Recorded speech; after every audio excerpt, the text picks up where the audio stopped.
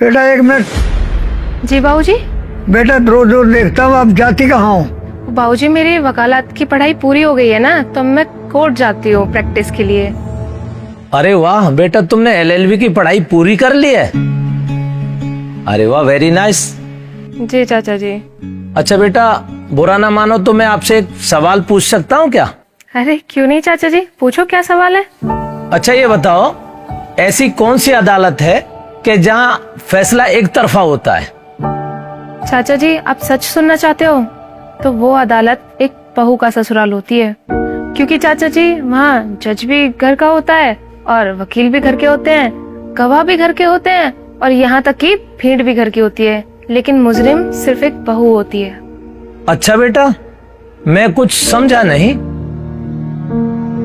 क्योंकि ना सबूत चाहिए, ना गवाही और ना बहू की बात सुननी, क्योंकि अदालत भी तो उनकी अपनी है ना, और अदालत के बाहर खड़ी भीड़ वो भी उनकी है।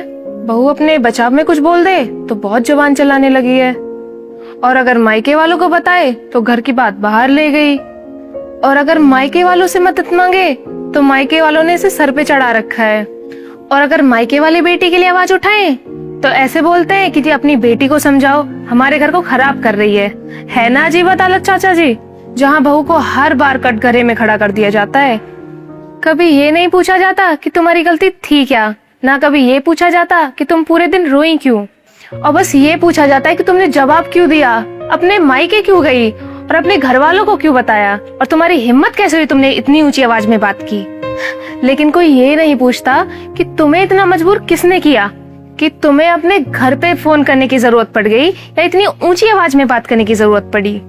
जब कोई बहू किसी घर में जाती है ना, तो सिर्फ एक लड़की बनकर नहीं आती, वो अपने माँ बाप का विश्वास लेके आती है, अपने सपने लेके आती है, और यहाँ तक कि अपने बचपन को छोड़ के आती है। उसे भी लगता है कि ये मेरा घर है, लेकिन सामने से लोग ये जाहिर करा देते हैं कि वो उसका घर नहीं है।